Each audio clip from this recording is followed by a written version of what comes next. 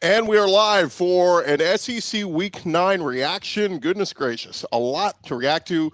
Big winners, big losers. You're talking ball with the SEC squad.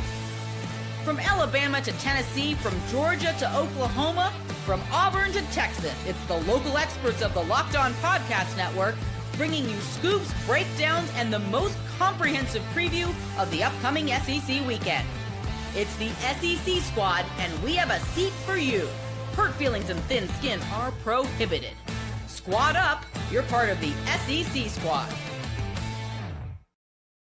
And what's up, everybody? Welcome into our SEC Week 9 reaction show. We've got plenty to react to. Today's episode brought to you by Gametime.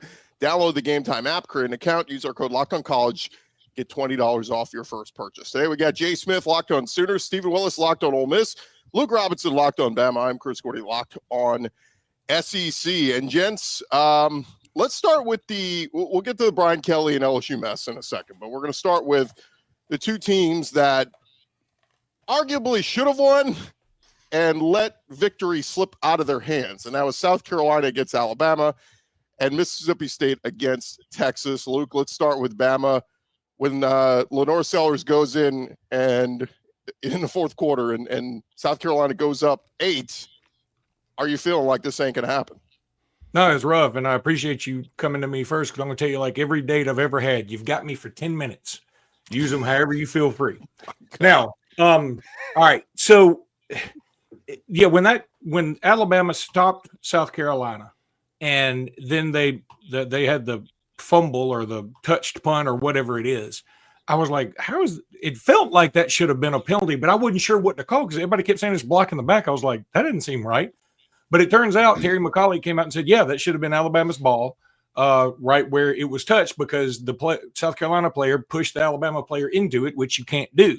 But that being said, Alabama gets all the calls. We know this. Now, Alabama gives up a drive after that. They go for 2. They get it. I mean, it's just, 22 to no, excuse me. They don't go for 2. They get 22 to 14. And you're thinking, man, we can't get anything going. It felt like a Florida State redux. And if you look at the stats, they are eerily similar. I think the same number of completions, same number of attempts, and 1 yard of difference passing. Ty Simpson, South Carolina, Ty Simpson, FSU. 2 touchdowns, no interceptions. The rushing stats about the same. Very, very weird. But what you have to respect is that Alabama didn't lose it this time. I mean, I would argue, even though South Carolina's been on a bit of a losing streak, right now they're probably the better team than Florida State. And so what it tells me is Alabama's learned how to win this game. And Deontay Lawson, who maybe didn't have his best game until he caused that fumble, and now he's a legend. And then to have to get down, and what I love is he has to go down and tell Tim Keenan, who's so big, hey, dude, you're on the football. Like, right. He didn't feel the football. That is incredible. And so he just had to, and next thing you know, we get the ball, and then Jeremy Bernard is an absolute unit. He's just a dude. I think it's also kind of weird that all these Washington transfers are kicking so much butt. Brailsford, he could be an All-American. Jeremy Bernard might need to be an All-American. And then Cuevas catches a touchdown and the 2-point conversion. It makes me wonder how good would Washington be if DeBoer were still there. So maybe he can evaluate pretty well. And it was a great game. It was a lot of fun in a sense because we won. As my whole family has told me, you were miserable until we won. I said, well, welcome to being a Bama fan. Welcome to being an SEC fan. I was like, I don't get a podcast if I come up here all milquetoast like, well, may the best team win. No, I am like, hey, I live and die by this stuff. It dictates how the rest of my week will be. So yes, that's I don't want it any other way. Real quick, Luke, I made this argument yesterday. I mean, Ty Simpson still is in the Heisman hunt, and you could argue, he's among the best players in the country. But to me, if I'm picking an MVP so far this season for Alabama, it's Jeremy Bernard. I mean, that dude has come up clutch, big moment after big moment, and I don't know where look, Ryan Williams got all the hype, but Jeremy Bernard's been their more consistent go-to, dude when they need him. Yeah, I think he might be the MVP of the team, and Ty might win the Heisman. I think that may be how it goes. And the one way you can tell is when things get rough, when the chips are down, what do? We put Jeremy in a Wildcat. what do? We throw it to Jeremy behind the line of scrimmage and then give him the option to throw or run. You know, we tried to do that against Tennessee. It should have been a 10-yard loss, turned out to be an 18-yard gain. He is playing his butt off. He is moving up the draft charts very quickly, and I'm right there with you. I mean, if I'm voting an MVP, it is Jeremy Bernard, and right now, Jeremy Bernard, and maybe even more to a degree, Lottie Brooks, who was absent in this game because of the flu, apparently, they are playing more Ryan Williams than Ryan Williams right now. And I don't know what's going on with Ryan Williams, and I'll love him now and I'll love him forever. But if your nickname is Hollywood, you got to make that catch when Ty Simpson has pressure in his face and his hand gets hit and somehow still gets it to you.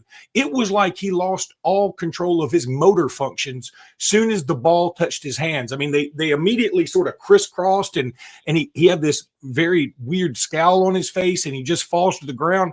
And, you know, what we're going to have to do is start saying, okay, if Ryan can't make that play, then we're going to have to let Lottie Brooks make that play, or we're going to have to let Jeremy Bernard make that play.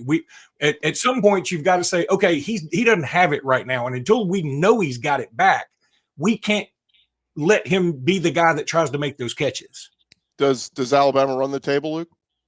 Like I'm going to say no, because again, I grew up way too close to Auburn, Alabama. I know about that stadium that was made from the bones of crushed leprechauns and built on the dust of unicorn horns and on the site of Area 59, which was just above Area 52 or whatever that place is. And so I'm going to say right now, this is me being totally honest, not trying to reverse jinx, but if it reverse jinx, great. I think Alabama beats Oklahoma. Alabama beats LSU because I think those two teams are starting to slide. And when your goals of the playoff, we're so close and now they're gone, I think they will fall off. Then we'll beat Eastern Illinois and we show up to the Iron Bowl and it's sort of like we're in regardless. So, yeah, we're not really worried about it. Meanwhile, it'll be Auburn's Super Bowl and Hugh Freeze is fighting for his job, or DJ Durkin is. And I think that Auburn will somehow come away with a win. That's me predicting right now because Auburn always does that to me. You know, one thing that's interesting, Luke, like I've been on squad shows and done this show every week, and they keep talking. Alabama had a field goal kicker. If Alabama had a field goal kicker, and you heard that, why did Shane Beamers give up a 25-yard touchdown at the end of the game? He admitted it. That's what's nuts to me. He went and said, because when it first happened, the guy pulled his arms back, and I immediately thought, is that Chauncey Billups' cousin? I mean, what has he got money on this thing? What is going on? And he pulled up, literally pulled up like this. And I thought maybe he was thinking, I don't want to hit him out of bounds. And Jerm did have some incredible balance to run the inline, baseline or inline. And then, or sideline, I should say. But, and I thought Jesse Palmer, I thought he sort of missed the mark here too. He said, boy, if Jerm was thinking, he would have slid down so that Alabama could have a chip shot field goal. Has he ever watched us? Do we have a chip shot field goal in our history? Andy Papanastos was going to kick one from 5 yards out. They snapped it from the back of the end zone, and he shanked it so bad it just landed in Decatur, Georgia. So what I'm saying is I would rather, this is me, I would say, hey, Connor Talty, you come out there and prove that you can make a game winner. By the way, he's missed some this year that are pretty easy. Come out here and make one and make sure they don't snap it over your head, make sure we don't block it, yada, yada, yada. Or you can give up a touchdown. Yeah, I'm not doing that give up a touchdown thing when I've got 34 seconds, no timeouts, and I haven't had a long drive all game long. Yeah, I'm not doing that. He is a perfect 6 for 6 on the season, though. Field goals 39 yards and closer. So it was, I thought it too. I said, oh, they're letting him go. So at least Sellers gets the ball again with a chance to, and granted, it would have been really tough with no timeouts and less than a minute to go, but at least you have a chance to answer. As opposed to he goes down there. I just think Talty's not missing that chip shot field, and you lose that way. At least you give your offense a chance, which they really didn't, because once Sellers got hit, I mean, that was it. It was over. I wouldn't have thought Ryan Williams would drop that pass. I wouldn't have thought our player would run into the ball on a punt return. A lot of things. I mean, South Carolina guy missed a field goal earlier. I'd take a page out of my own book and say, hey, let's just see if Connor Talty can do it. I mean, you can say, hey, he's not missing that, but he hadn't been in this position before. And I'll tell you what, every time they showed him on the sidelines warming up for what could have been the potential game-winning kick, I was nervous for him. I was like, God, I mean, I was sitting there thinking, if it were real Reichert, I'd already be like smoking a stogie. But when it's Connor Talty, and no offense to Connor Talty, I'm just saying he's not Will Reichert. So who's the all-time NCAA leading scorer. So anyway, I think that was a very short-sighted way to look at things. If he had 2 minutes left or whatever, maybe. But if you got 34 seconds and a quarterback, he hit the one play to Nick Harbor, and that's great. But then it especially looked foolish after Nick Harbor tried to return the kick, fumbled it around, and cost him another 7 seconds. Yeah, that was kind of ridiculous to me, was them. When I went back and watched it, I'm like, why did he pull up? And then, of course, Beamer says that. I'm like, that made no sense in a game that was as tight as it was. I mean, just like you said, Luke, Bama's on the road. If he's going to kick a game-winning field goal, make him kick a game-winning field goal. Show me you got the kahunas to handle that. Like, I mean, Chris, you're right on the stats itself, but you're at home. You're at William Bryce. It's night. Force him to beat you with that, right? Sandstorm is jumping in that fourth quarter. That place was nuts. The energy was there. The energy was there, and you felt it. You felt it through the TV. As I'm looking at it, I'm like, oh, my God, this is going to be a game. And then you decide that, no, give him a touchdown. We have faith in our 34-second drive ability. Yeah. Yeah. We're going to give up a touchdown for the right to throw a Hail Mary, maybe. That's what Shane Beamer decided to do. What do they do on their first play? They throw it, and the tight end or whoever caught it cuts back inside, so the clock continues to run. The clock keeps running. It's like everything was boneheaded. Everything was boneheaded in that one. You had the wherewithal, and I say wherewithal sarcastically, to tell him, hey, if they are about to score a touchdown, back up. But then you forgot to tell your offense, hey, we have no timeouts. Get out of bounds at all costs, even if it's a loss. And instead he cuts back inside, which makes the clock keep running. What's crazy, guys, is at 3-5 now, Shane Beamer, their next 2 games are at top 10 Ole Miss and at top 10 Texas A&M. They come home for Coastal Carolina. I assume they should win that one. And then Clemson, who stinks, they could win that one. But even if they win the 2 games that they could win, that's 5 wins. So they would have to pull off a massive upset either at Ole Miss or at A&M, even to get to bowl eligibility. That is for the hype that came in. People were picking them as a dark horse playoff team. Lenore Sellers still being talked about as a top 10 pick in the draft next year. Like, that is a massive, massive underachievement. When we talk about Hugh Freeze and Sam Pittman and Billy Napier and all these other guys that are losing their jobs and all this, like, that's a massive letdown for Shane Beamer with one of the greatest talents to ever come through Columbia. Let me say one more thing, if y'all don't mind, because I got to run.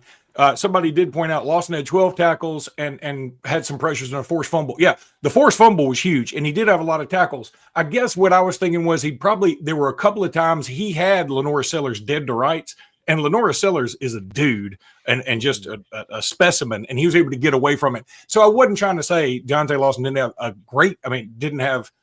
he had a terrible game. I was just saying there were a couple of moments where I thought he could have done a little more, but that last play puts him down in Alabama lore forever. It's now cocky stop. That's what we're calling it. There you go. Well, coming up next, guys, we will get to Texas, Mississippi State. We'll get to Brian Kelly and LSU, but we're getting a ton of comments on Ole Miss. So we're going to talk about Ole Miss beating Oklahoma, and we got our Ole Miss and Oklahoma guys here. So we'll do that next. Luke, appreciate the time. We'll be right back here on Locked On SEC Squad Show. Hey, but first, guys, I want to remind you that, of course, college football is happening right now, and, of course, all the great things that make college football so much fun. If you want to be there in the stands and you want to take part in the pageantry and all the fun, you got to go check out our friends at Gametime. The Gametime app gives the advantage back to the fans. It's the easiest way to score last-minute tickets at the best prices with no surprise fees. What you see is what you pay. I'll be honest, I was at home this weekend watching the game, but I like to just go on the Gametime app and kind of check right before kickoff, and you start seeing a little bit of dip. People start – they're selling their tickets. They're like, hey, I didn't sell these yet. Let me drop the price. Gametime is a perfect place to go do that. Of course, you can get them well in advance as well and get some great prices. You get the seat views, which is the best part. You can see what your actual seat view is going to look like in the stadium before you buy. But it's faster, cheaper, and less stressful than any other app you're going to use to buy tickets. Take the guesswork out of buying college football tickets with Gametime. Download the Gametime app, create an account, use our code LOCKEDONCollege, get $20 off your first purchase. Terms apply. Again, that's promo code LOCKEDONCollege. Get $20 off. Swipe, tap, ticket, go. Download the Gametime app today. All right, gents, we dive back into it, and let's start with your game, guys. This was the early game yesterday. It was Ole Miss at Oklahoma, and there were times when it looked like Ole Miss was just going to run away with this thing, and then Lane Kiffin did some stupid Lane Kiffin things, like going for it on 4th and 1 from his own territory, and Oklahoma got back in this one. But, gents, what were your thoughts on this one? I thought that Ole Miss had a really good matchup from the beginning against Oklahoma. Whenever Ole Miss is matched up against an air raid team, you have an advantage because the air raid coaches don't usually want to stick to running the ball physically like Arkansas and Georgia did against Ole Miss. And the bet was that Ben Arbuckle wasn't going to do that. And Ole Miss did a really good job against the run in that game.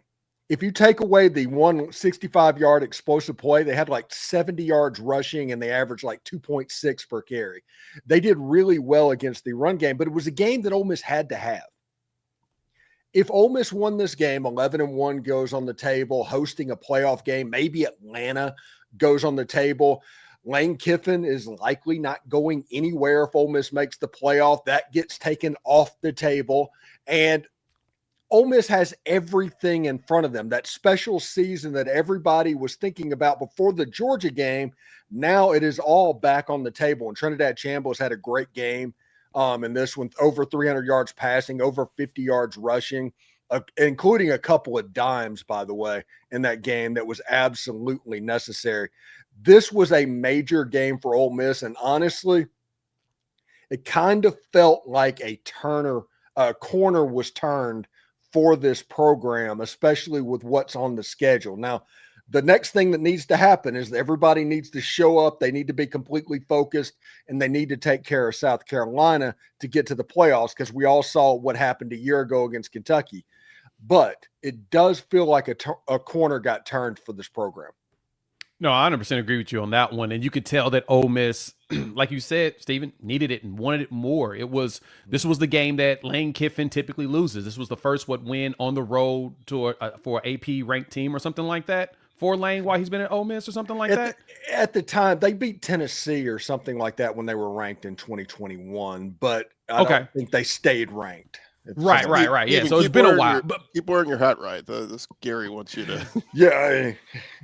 Hey, but no, it's science, right? Right, it's science. It's definitely science. But no, that was it. And all the distractions that was going in for Ole Miss in this game, that was what the questions were. Were they going to be focused? Were they going to be able to do it? Was Lane going to be able to call the game he needed to?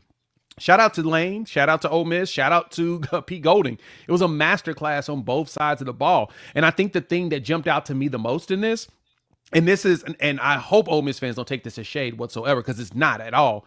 Lane recognized it's raining. We're going to play smart. We're going to take our time. We're going to huddle.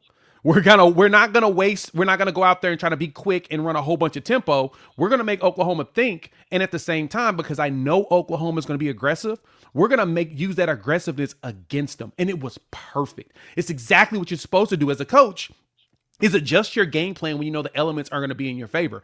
Rainy games, if you're aggressive, all you got to do is move a certain way and let dudes just slip right past you. And Trinidad Chambliss was fantastic in the pocket. He looked comfortable. He showed a lot of poise. Like you said, he hit some dimes. He didn't complete the passes the way I thought he would. Like, I thought it was going to be much higher in completion. I thought he was just going to boom, boom, nonstop. He had some pressure, and so you could see that he felt it, but at the same time, he took that pressure and he elevated his game to it. He was, like I said, he was dropping dimes and he was being patient.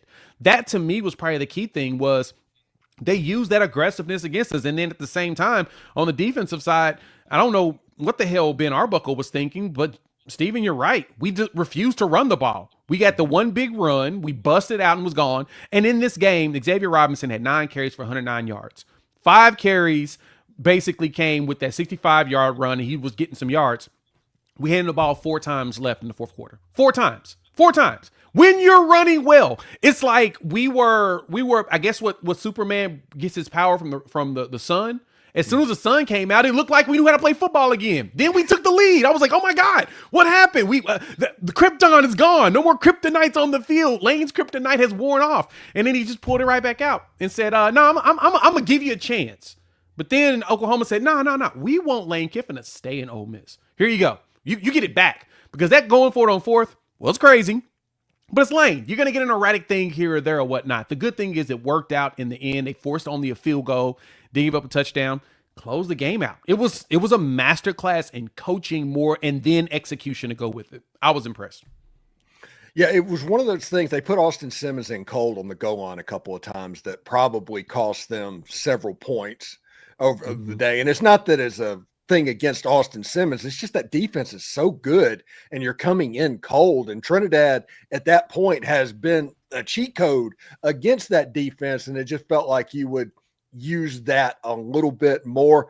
But Ole Miss was able to pick up the win. If it wasn't for those two explosive plays, I think Sertania had a 75-yard touchdown pass where the cornerbacks, half the team decided to play zone, half the team decided to play man. And if you take those away, that's like half the yards that happened in that game. That game could have been a whole lot worse than it was on the scoreboard. Credit to Oklahoma for making it a game because the first half, like Gordy said, it looked like Ole Miss was going to run away, especially with the way the Ole Miss defensive line was playing. Coming into this game, everybody talked about the Oklahoma defensive line, and man, that's warranted. Don't get me wrong.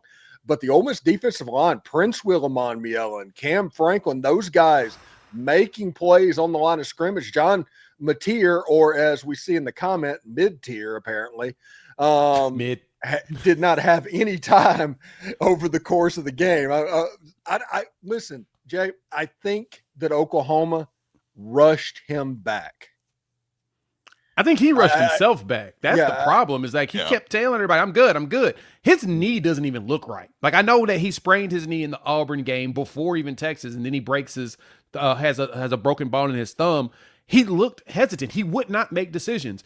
And then at the end of the game, he just kept overthrowing everybody. It was pissing me off because Satania has the big play, in the game. And that one to me it's like as Mateer goes through these games as of late, the further and further into the game, the better and better the defensive coordinator plays against him. Because you start the game off and he's patient in the pocket. He sees what's going on. He feels a little pressure. He directs a dude, chunks it to him, and he goes 75 yards for a touchdown. You're like, okay, hopefully he's starting to get his brain and his eyes back. He wasn't seeing anything. There were dudes open and he had enough time. I think his time to pass when I was looking at PFF when it was calculated, it's like 4 seconds. When he was pressured, when he had pressure, he had time, but he just kept like not making this. Should I run? Should I throw? Should I hopscotch? Should I do jumping jacks? Should I get in the double dutch? He just kept not making a decision, and I feel like I'm dealing with Jackson Arnold and Seth Luttrell again, and that is not a good feeling, guys. It is not a good feeling. A couple things here, real quick. Xavier Robinson, I thought. When he had those long runs, I was like, okay, is this going to be the guy that gets Oklahoma, gets them to pull off this win? It was not, because we talked all week about Torrey Blaylock, and it was Robinson who had the nice runs. So that's promising moving forward. But for Ole Miss, like I said this all season long, Stephen, in the offseason and everything. If Ole Miss had a Kewan Lacey last year, they would have been a playoff team. Ole Miss was missing that dynamic runner.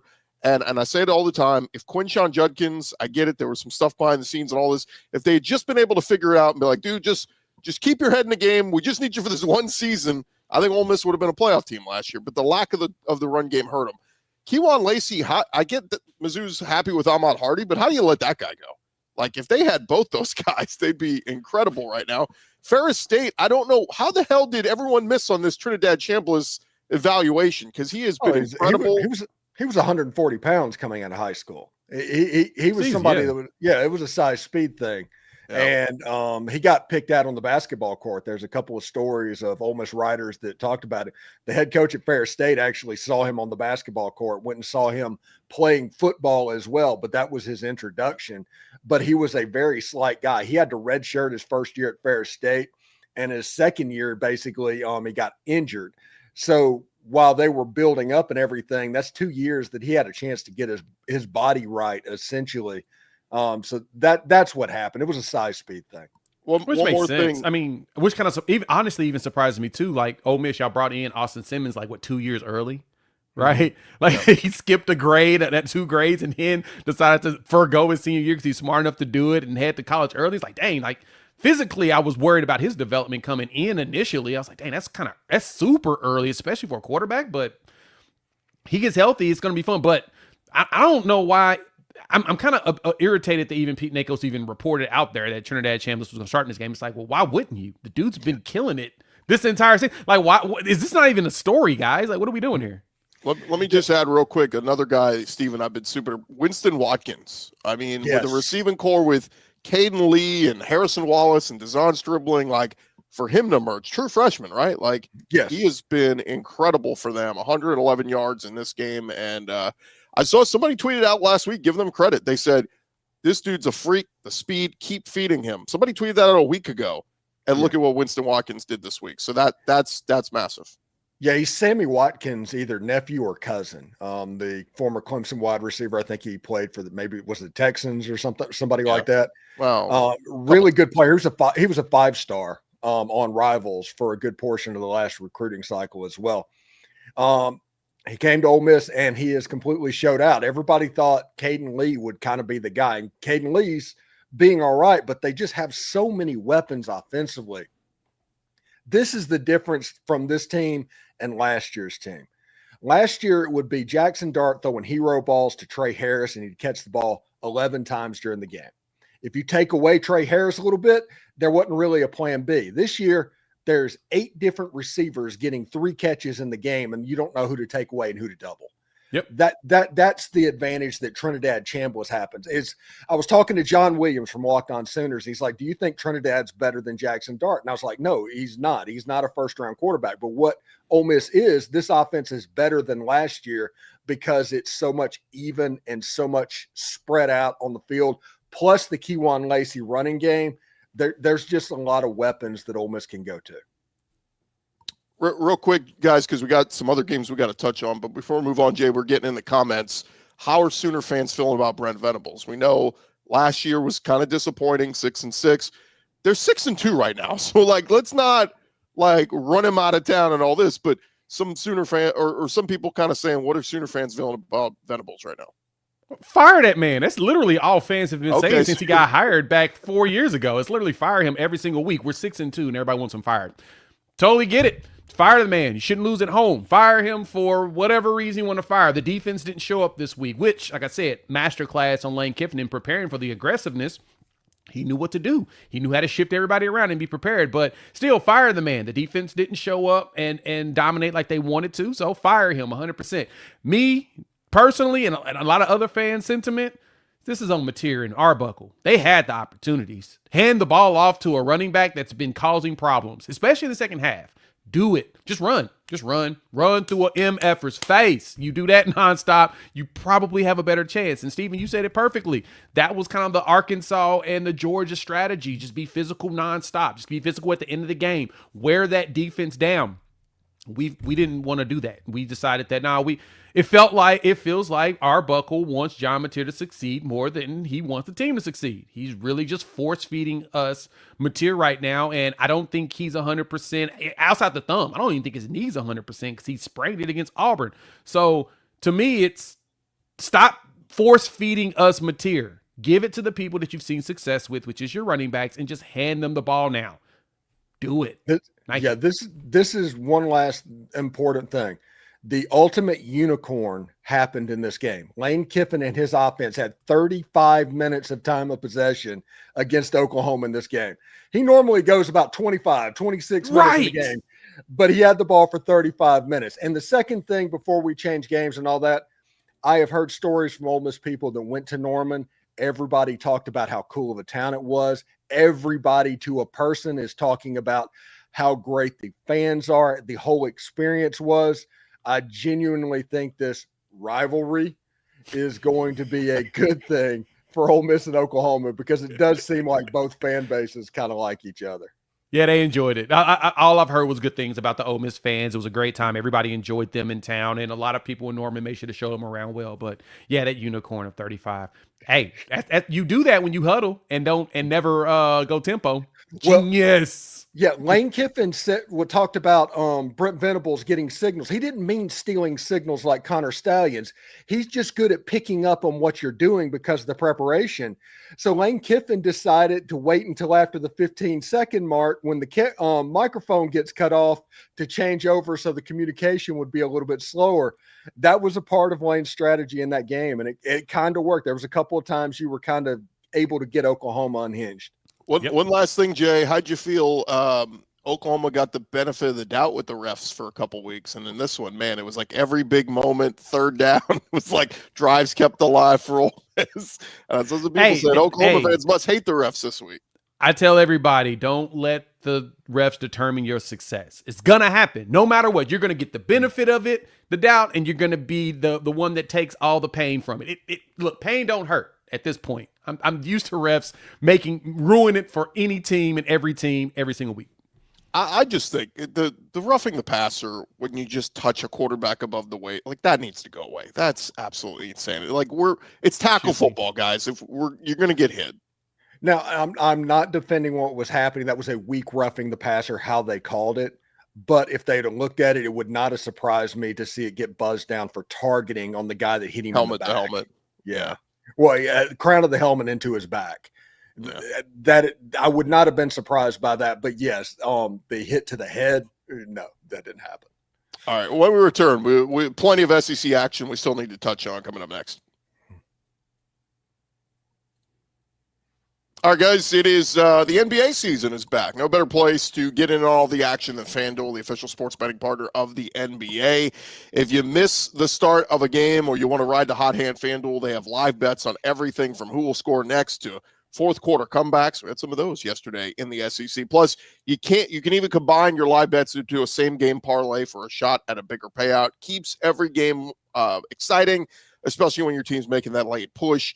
All the great SEC games, all those lines are up there at FanDuel, of course, over-unders, the spread. I like to go money line. I like to go, hey, I think this team's got a great chance at an upset. Home underdogs. Those are always the way to go, especially in the SEC. And right now, FanDuel, they're giving new customers $300 in bonus bets when your first $5 bet wins. So head to FanDuel.com to sign up. Play your game with FanDuel. They are the official sports betting partner of the NBA. All right, fellas, we dive back into it. Let's go here next because this was like it was a defensive game. I had it on my third TV, and I was kind of like, gosh, there were no offensive fireworks in Mizzou Vandy. But let's get to our guy, John Miller, who had a reaction to the Mizzou Vandy game yesterday. Missouri loses to Vanderbilt, and even though I'm ostensibly a professional broadcaster, I barely have the words right now. I'm John Miller with Locked On Mizzou, and obviously the offense was not good enough. The defense, though, was excellent. I thought this was going to be a fairly high-scoring game. That obviously did not happen. The Missouri defense held Diego Pavia and company better than anybody in the country has so far, but unfortunately Missouri gets down in the red zone a couple times, turns it over on downs, misses a makeable field goal. And obviously Bo Prabula on that one sequence, looked like a pretty grievous injury there. Leaves the game in an air cast. And quite honestly, regardless of his status, I think Matt Zollers has earned the starting quarterback position against Texas A&M.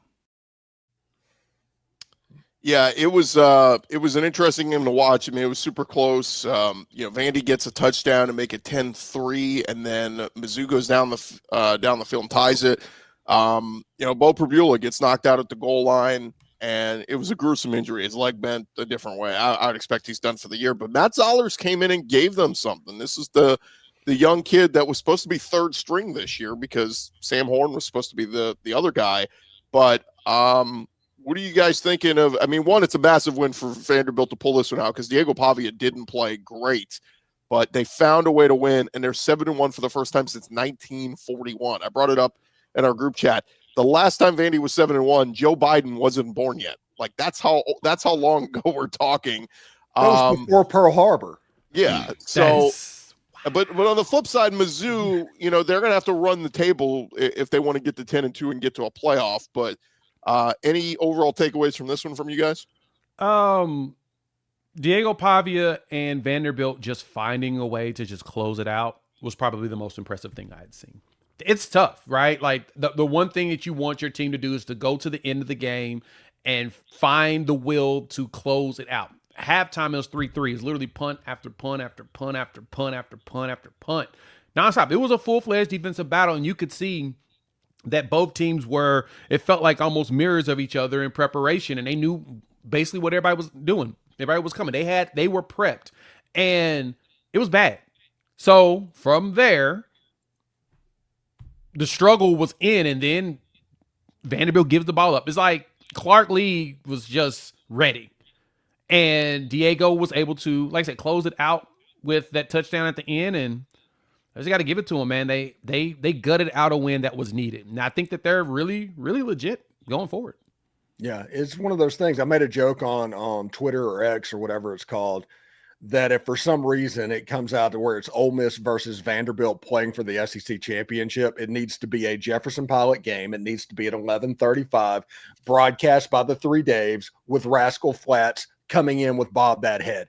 That needs to happen, because the Ole Miss versus Vanderbilt game, it was all that. It was always hidden away because Ole Miss was going to be okay to mid. Vandy was going, well, maybe they could be good this year. This year, both teams are increasingly legit. Now, it probably won't happen because Texas A&M looks like a rolling ball of butcher knives right now. But there's a lot of stuff going on. I do think they need to figure out a way to simulcast it with the skins or whatever of Jefferson Pilot Sports if it happens to be Ole Miss versus Vanderbilt. What was the old chip brand that was this? Golden Flake. Golden Flake, yeah. Golden Flake chips, yeah. Bring back Golden Flake. Pavia in this one, guys, 10 of 19, 129 yards, no touchdown passes, an interception, and then 8 rushes for 20 yards and a touchdown. I don't know, maybe hurts the Heisman chances for this week, but Heisman's collective, right? So, like, at the end of the year, you look at the numbers, and look, they're winning. They're 7-1, and a large reason is because of him. So I think he's still very much in the Heisman race. I kind of threw it out there. I think Trinidad Chambliss, Ty Simpson, I think Diego Pavia is still in there. I even make a case for Kewan Lacey at Ole Miss. What's he got? Double-digit touchdown rushes already? Like, he's been pretty incredible too. So, anyway, that's just kind of where the Heisman race is. But Vanderbilt, man, they're going to keep this thing rolling and a chance to run the table here. Yeah, Marcel Reed too, by the way, on that. Marcel Reed too, yeah. Forgot about him. All right, gents, let's jump into some other ones. Let's get to the LSU debacle. One, I got to start here by saying impressive win for Texas A&M. As dominant as you can get, winning in Death Valley 49-25, made LSU open up a can of quit.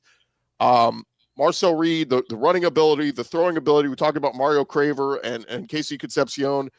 Look, Ryan Niblett at Texas, don't punt to him. I don't know how coaches look at the film and still go, yeah, let's punt to that guy. And Concepcion, why are you punting to that guy? And had a massive return for A&M that opened up that game. A&M's defense is lights out. Cassius Howell has been incredible, but a massive loss for Brian Kelly with what was supposed to be his best team since he's had in Baton Rouge. $18 million spent on the transfer portal to build this roster, and 3 losses already in the conference, and we're not even out of October yet. Just massive underachievement for Brian Kelly at LSU.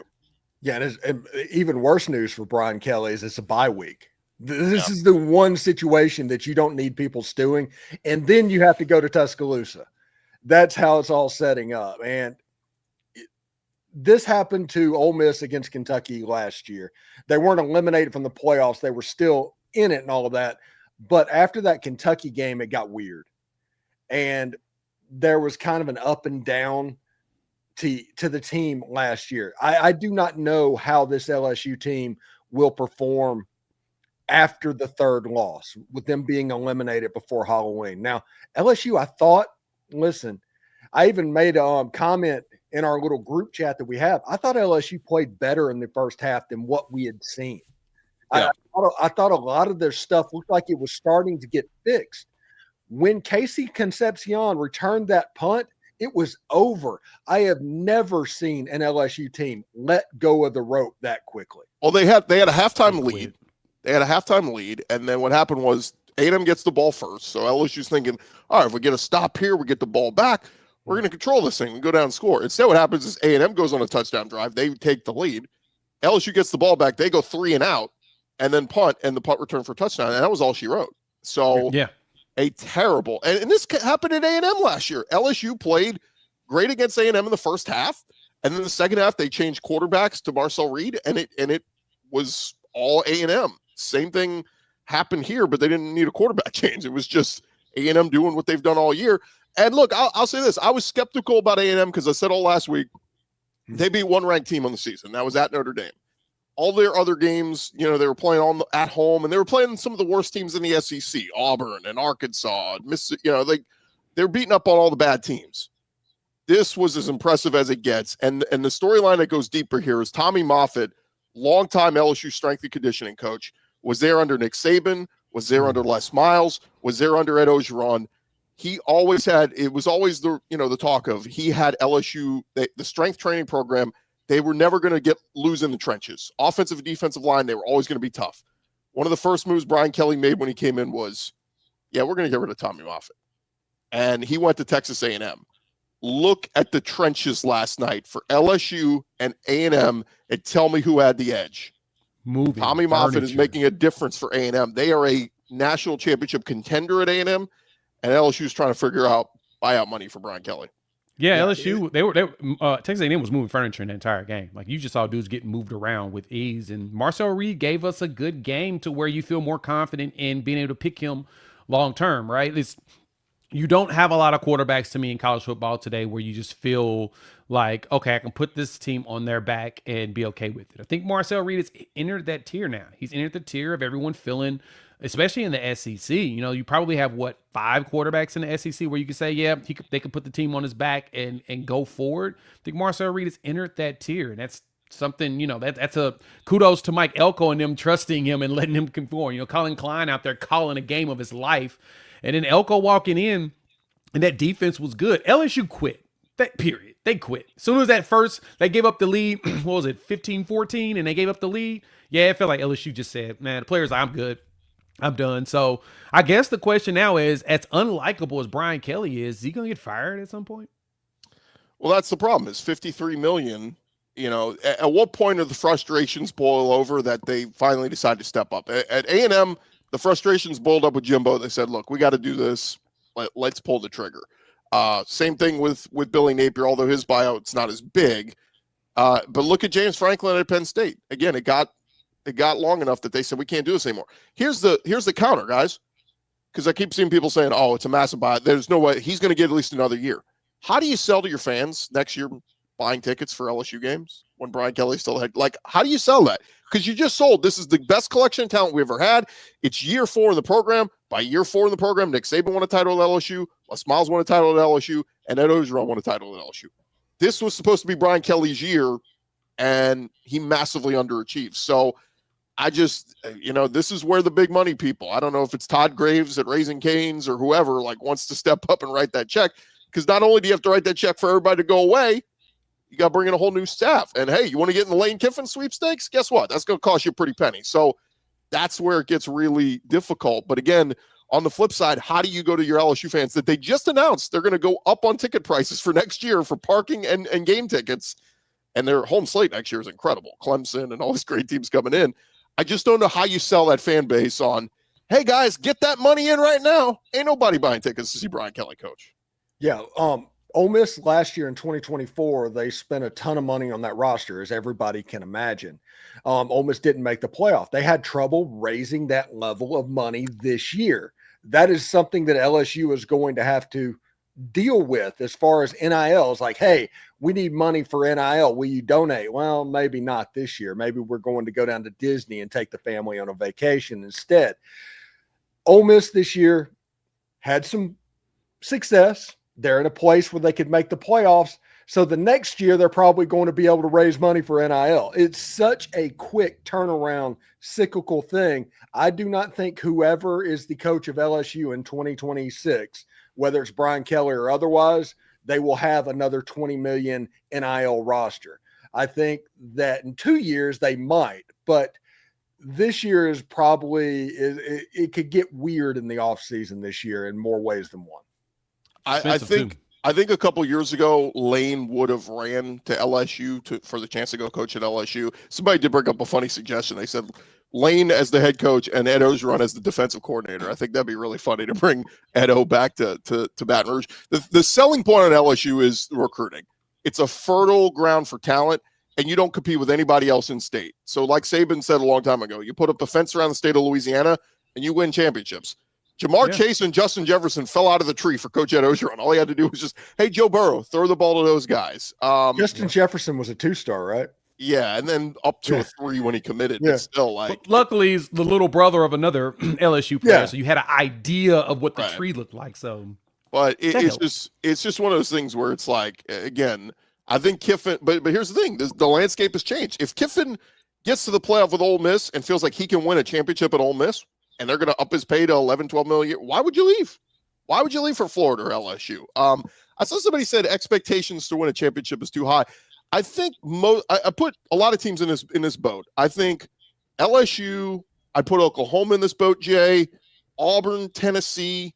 I think those schools are realistic that once every 5 years we want to have a championship level team. I don't think the expectations are every year. Alabama, the championship expectations are every year. But I think there's some other SEC teams that have realistic expectations of once every 5 years we want to compete for a title.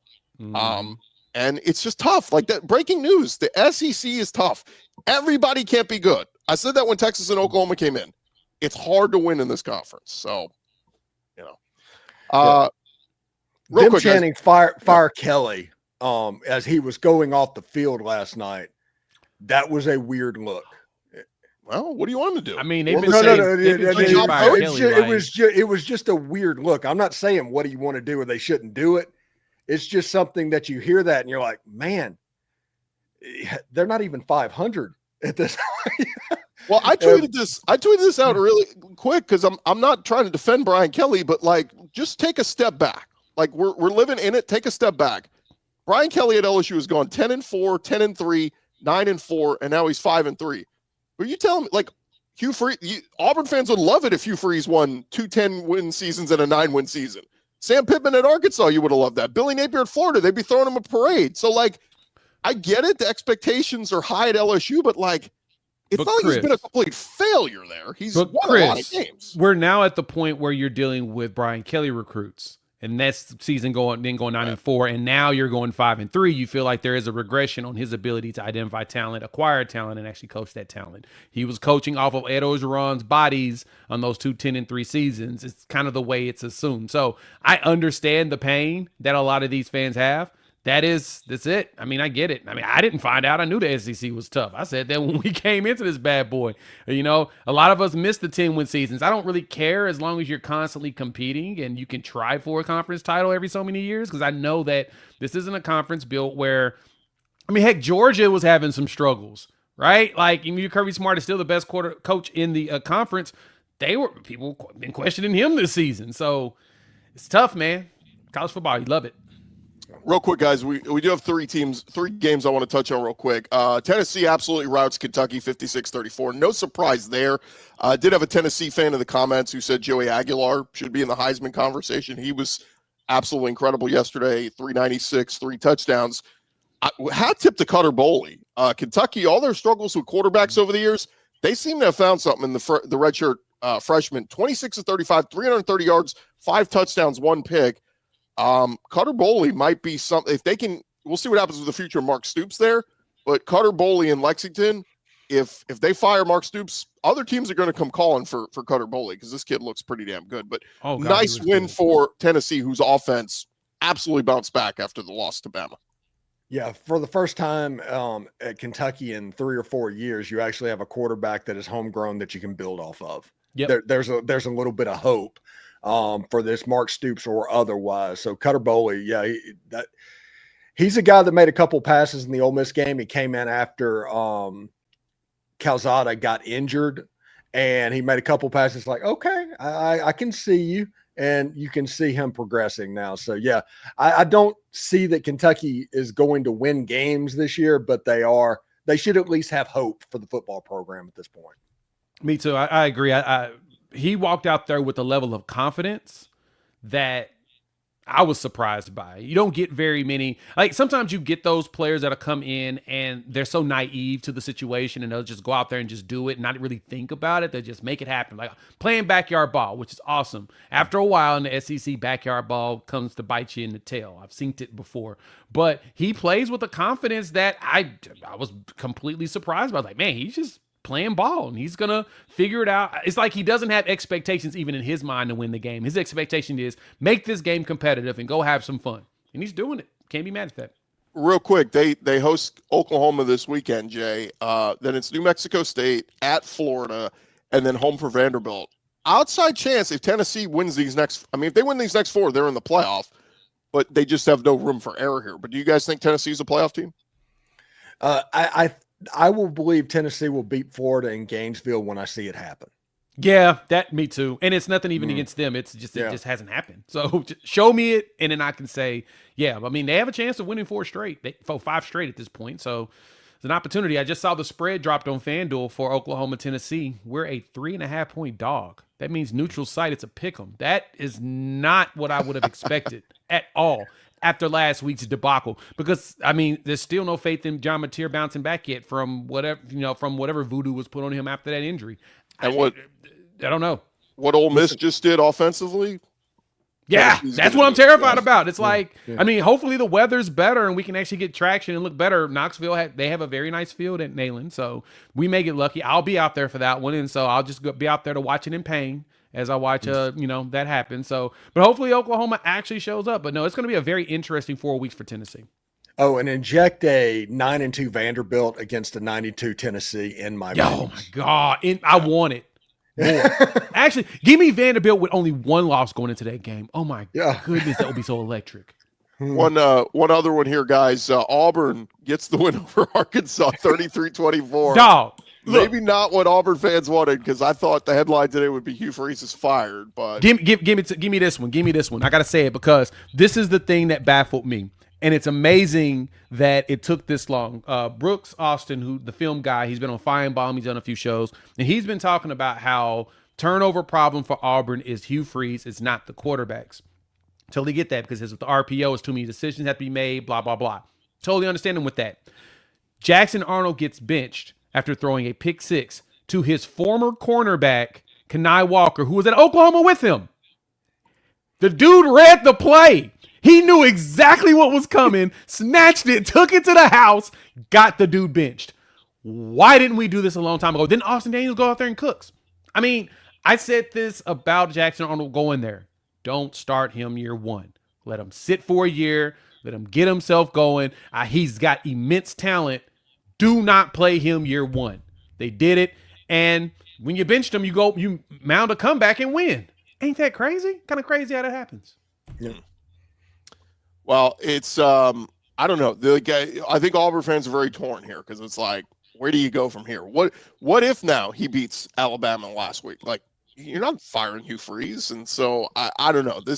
You're kind of stuck in that limbo now of like, you kind of it becomes so hard, guys, because if you're a fan and you're like done with the coach, it behooves you to root against your team, which is always the worst part of sports fandom. You never want to root against your team, right? But if you want them to get to where they want to be, sometimes you have to go, I hope he loses. I think on the flip side too, guys, we can throw away the Bobby Petrino redemption tour. Like, it's not going to happen. They've played well. They were playing well enough offensively. This week, total crap show in the second half of that game. They scored 3 points in the second half. So sucks for Taylor Green, sucks for all those guys at Arkansas. But look, they're going to have to go somewhere else. Go get an up-and-comer, Alex Golish.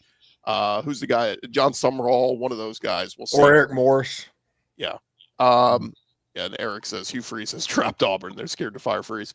Last one, Texas at Mississippi State. I watched this one. This one I felt so bad for Jeff Lebby and the Bulldogs. For Texas, give them credit. They fought back.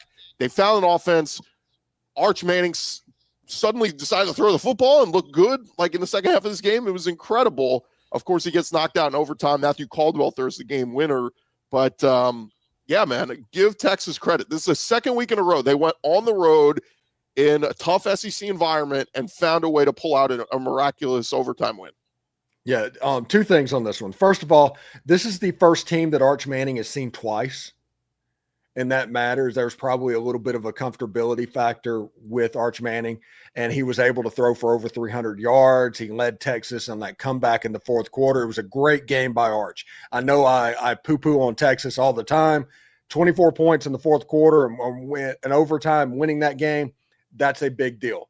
Mm-hmm. Second of all, is there anything more torturous right now than being a Mississippi State fan? It's like they just invent new ways every single week to lose the game. You're going to punt to that guy? You're in a situation that you can win and you just don't kick them. You would be better off going for it in that situation, pulling a Lane Kiffin and go for it on your own 25-yard line. But you punt to that guy? Did they not watch the Oklahoma game? Like Jay or the knows Kentucky it game, or the Kentucky game, or the Kentucky game. That's the bad part. This is back to back. Yeah, I felt bad for.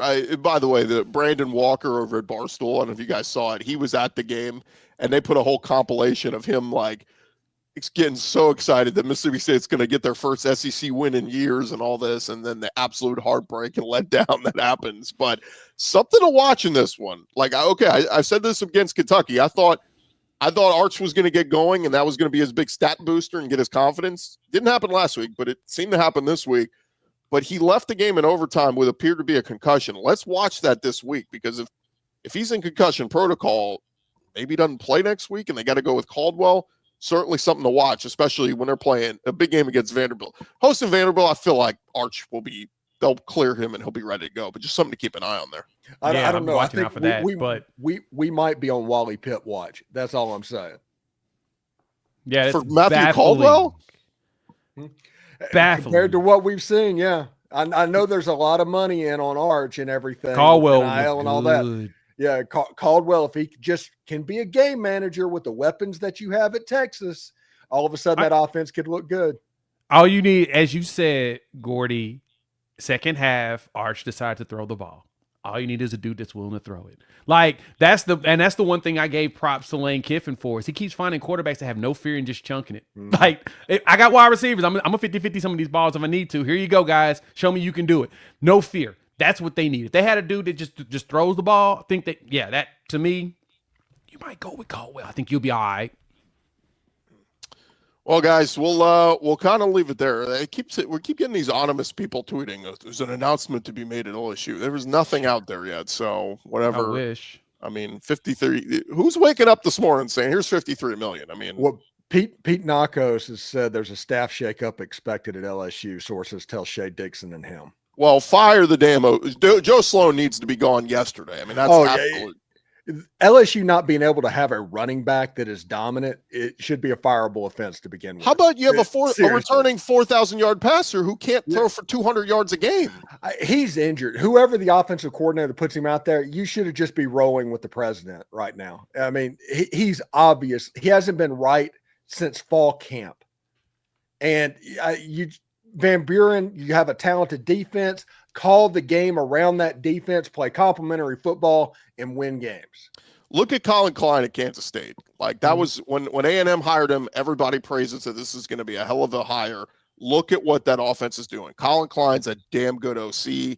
We'll look around the SEC. There's some great talent everywhere. I think Charlie Weiss Jr., yes, he's hand in hand with Lane, but I think as a play caller somewhere else, he would be just fine as well. So, I don't know. Could be fascinating to see. Gentlemen, it's been a pleasure doing this with you guys, and we'll be back on Thursday night with our squad show, talking all things SEC. And, hey, remember to subscribe to your favorite SEC show at Locked On. Just search Locked On and whatever the school is. You will get all the great intel there. Couple disclaimers real quick, because I saw some people asking where your co-host is, Jay. John is at church. Zach is at church. Brandon Olson is actually overseas this week, so he's in England. That's why he's not on right now. I think he's sleeping. I don't know what time it is in London. Something but like that. Anyway, so that explains where all those guys are. But hey, guys, this has been fun. We'll talk to you guys on Thursday with more Squad Show.